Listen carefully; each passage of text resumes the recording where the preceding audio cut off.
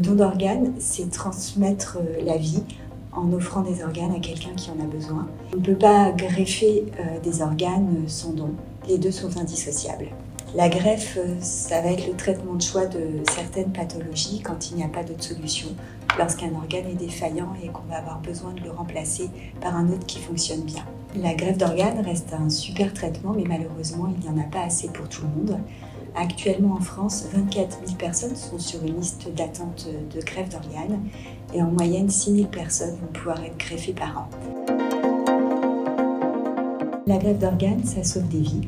Quand on parle greffe, généralement on pense la greffe cardiaque, c'est la plus symbolique, ou la greffe du poumon, qui sont toutes les deux des urgences souvent vitales, pour lesquelles on n'a pas de moyen de suppléance quand l'organe ne fonctionne plus, en tout cas sur le long terme. On peut aussi avoir comme urgence vitale la greffe du foie, la greffe hépatique, comme par exemple sur une hépatite fulminante, quand on s'est retrouvé avec un mauvais champignon dans l'assiette, ou alors les intoxications au paracétamol. Mais la plus fréquente en France, c'est la greffe du rein, qui va permettre à l'insuffisant rénal de transformer sa vie et de le libérer de sa machine de dialyse, à laquelle il est branché en moyenne 4 heures 3 fois par semaine. Cette machine qui sert à épurer son sang des déchets et qui permettra aux patients de reprendre une vie normale. Tout le monde peut être donneur d'organes, qu'on soit jeune ou âgé, grand ou petit, gros ou maigre, homme ou femme, tout le monde peut participer. Mais le tout, c'est de l'avoir dit. Parce qu'en France, la majeure partie des greffes d'organes se font à partir de donneurs décédés. Et ça va vous paraître une évidence, mais pour exprimer son choix, c'est beaucoup plus facile de le faire de son vivant. Depuis 1976, la loi n'a pas changé et elle précise que toute personne est donneuse d'organes, sauf si elle a dit qu'elle ne voulait pas.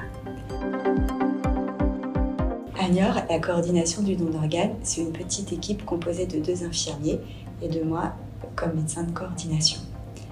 Nos missions sont avant tout d'accompagner le défunt et sa famille en cas de procédure du don d'organes. Les infirmiers de la coordination vont s'assurer du respect de l'anonymat tout au long de la procédure. Ils seront aussi là pour accompagner la famille dans ce moment difficile et s'assurer que nous rendrons à la famille un défunt aussi beau qu'on nous l'a confié.